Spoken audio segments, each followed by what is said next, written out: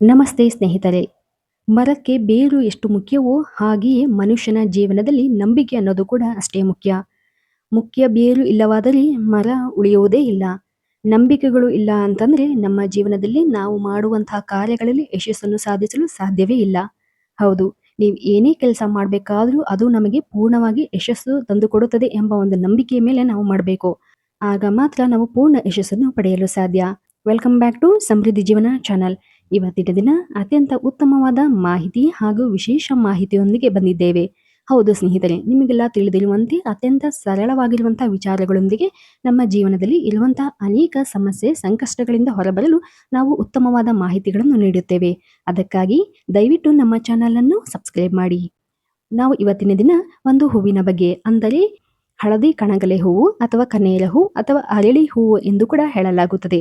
ಈ ಹೂವಿನ ಬಗ್ಗೆ ಹಾಗೂ ಈ ಹೂವನ್ನು ಬಳಸೋದ್ರಿಂದ ನಮ್ಮ ಜೀವನದಲ್ಲಿರ್ತಕ್ಕಂಥ ಕಷ್ಟಗಳಿಂದ ನಾವು ಹೇಗೆ ಹೊರಬರಬಹುದು ಎಂಬುದರ ಬಗ್ಗೆ ಅತ್ಯಂತ ಸುಲಭವಾಗಿ ತಿಳಿಯೋಣ. ಹೌದು, ಸಾಮಾನ್ಯವಾಗಿ ದೇವಸ್ಥಾನಗಳಲ್ಲಿ ಹಾಗೂ ದೇವರ ಬಳಿ ಇದನ್ನು ನೀವು ಬಳಸಿರುವುದನ್ನು ನೋಡಿರುತ್ತೀವಿ. ಹೌದು, ಆದರೆ ಈ ಒಂದು ಹೂವು ಸಾಕು ನಿಮ್ಮ ಎಲ್ಲ ಇಚ್ಛೆ ಇಷ್ಟಾರ್ಥಗಳನ್ನು ಈಡೇರಿಸಲು. ಇವತ್ತಿನ ದಿನ ಇದರ ಬಳಕೆಯ ಸಂಪೂರ್ಣ ಮಾಹಿತಿ ತಿಳಿಯೋಣ. ಅತ್ಯಂತ ಪವಿತ್ರ ಶ್ರೇಷ್ಠ ಹೂವು ಹಾಗೂ ನಿಮ್ಮ ಮನೋಕಾಮನೆಗಳನ್ನು ಶೀಘ್ರವಾಗಿ ಇದು ಪೂರ್ಣ ಮಾಡುತ್ತದೆ.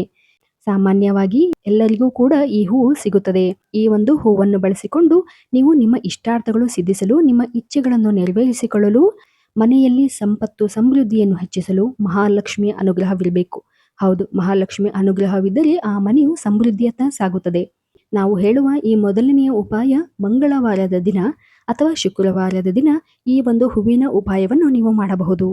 ಮೊದಲನೆಯದಾಗಿ ನೋಡುವುದಾದರೆ, ನಿಮ್ಮ ಮನೆಯ ಶಿವನ ಮೂರ್ತಿಗೆ ಈ ಹೂವುಗಳನ್ನು, ಅಂದರೆ 5 ಹೂವುಗಳನ್ನು ಬಳಸಿಕೊಂಡು ಜಲಾಭಿಷೇಕ ಮಾಡಬೇಕಾಗುತ್ತದೆ. ಅಂದರೆ 15 ದಿನಗಳು ನಿರಂತರವಾಗಿ ಈ ಹೂವಿನ ಜಲಾಭಿಷೇಕವನ್ನು ನೀವು ಮಾಡಬೇಕಾಗುತ್ತದೆ.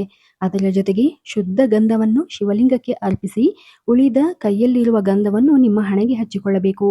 ಹಾಗೂ ಈ ರೀತಿಯಾದಂತಹ ಪೂಜೆಯನ್ನು ನಿರಂತರವಾಗಿ 15 ದಿನಗಳ ಕಾಲ ಮಾಡಬೇಕಾಗುತ್ತದೆ. ಹೌದು, ಈ 15 ದಿನಗಳ ಒಳಗೆ ನಿಮ್ಮ ಜೀವನದಲ್ಲಿ ಚಮತ್ಕಾರವಾದ ರೀತಿಯಲ್ಲಿ ಬದಲಾವಣೆಯನ್ನು ನೀವು ನೋಡುತ್ತೀರಿ.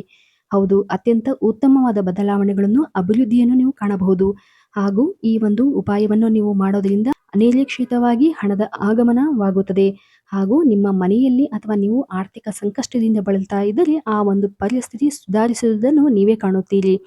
ನಂತರ ನೋಡುವುದಾದರೆ, ಯಾವುದೇ ವ್ಯಕ್ತಿ ಹಣದ ಬಿಕ್ಕಟ್ಟಿನಿಂದ ಅಥವಾ ಆರ್ಥಿಕ ಪರಿಸ್ಥಿತಿಯಿಂದ ಸುಧಾರಿಸಲು ನೀವು ಈ ಹೂವನ್ನು ಬಳಸಿಕೊಳ್ಳಬಹುದು. ಅಂದರೆ ಕನೇರ ಹೂವು ಅಥವಾ ಹಳದಿ ಕಣಗಲೆ ಹೂವು ಎಂದು ಹೇಳುವ ಈ ಹೂವನ್ನು 5 ಸೋಮವಾರ ಬಿಲ್ವ ಪತ್ರೆಯೊಂದಿಗೆ 7 ಹೂವುಗಳನ್ನು ತೆಗೆದುಕೊಂಡು ಅದನ್ನು ನೀವು ಶಿವನ ದೇವಾಲಯಕ್ಕೆ ಅರ್ಪಿಸಬೇಕಾಗುತ್ತದೆ. ಇದರಿಂದ ಶೀಘ್ರ ಫಲವನ್ನು ನೀವು ಪಡೆಯಬಹುದಾಗಿದೆ ಹಾಗೂ ನಿಮ್ಮ ಜೀವನದಲ್ಲಿ ಉನ್ನತಿಯನ್ನು ನೀವು ಕಾಣಬಹುದು. ಹಾಗೂ ಯಾವ ವ್ಯಕ್ತಿ ಅತಿಯಾದ ಸಾಲದ ಸಮಸ್ಯೆ, ಆರ್ಥಿಕ ಸಂಕಷ್ಟ ಅಥವಾ ಮನೆಯಲ್ಲಿ ನೆಮ್ಮದಿ ಇಲ್ಲ ಹಾಗೂ ಮನೆಯ ವಾತಾವರಣದಲ್ಲಿ ನಕಾರಾತ್ಮಕತೆ ಉಂಟಾಗಿದೆ ಎಂದು ಭಾವಿಸಿದರೆ ಈ ಒಂದು ಉಪಾಯವನ್ನು ನೀವು ಮಾಡಬಹುದು.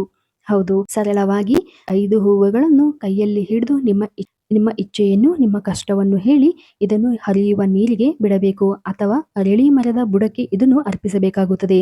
ಈ ರೀತಿಯಾಗಿ 5 ವಾರಗಳ ಕಾಲ ನೀವು ಈ ಹೂವನ್ನು ಅರಳಿ ಮರಕ್ಕೆ ಅರ್ಪಿಸುವುದರಿಂದ ನಿಮ್ಮ ಜೀವನದಲ್ಲಿರ್ತಕ್ಕಂಥ ಕಷ್ಟಗಳಿಂದ ನೀವು ಶೀಘ್ರವಾಗಿ ಹೊರಬರಬಹುದು.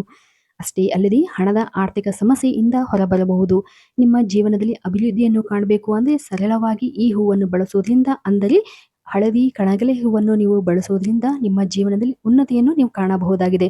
ಹೌದು ಸ್ನೇಹಿತರೆ, ಇದೇ ರೀತಿಯಾಗಿ ದೇವರಿಗೆ ಪ್ರಿಯವಾದಂತಹ ಹೂವುಗಳನ್ನು ಅರ್ಪಿಸುವುದರ ಮೂಲಕ ನಮ್ಮ ಜೀವನದಲ್ಲಿ ಇರ್ತಕ್ಕಂಥ ಕಷ್ಟಗಳಿಂದ ನಾವು ಸುಲಭವಾಗಿ ಹೊರಬರಬಹುದು. ಇದೇ ರೀತಿಯಾದಂತಹ ಸರಳ ಸುಲಭ ಮಾಹಿತಿಗಾಗಿ ದಯವಿಟ್ಟು ನಮ್ಮ ಚಾನಲ್ ಅನ್ನು ಸಬ್ಸ್ಕ್ರೈಬ್ ಮಾಡಿ ಹಾಗೂ ಲೈಕ್ ಮಾಡಿ. ಧನ್ಯವಾದಗಳು.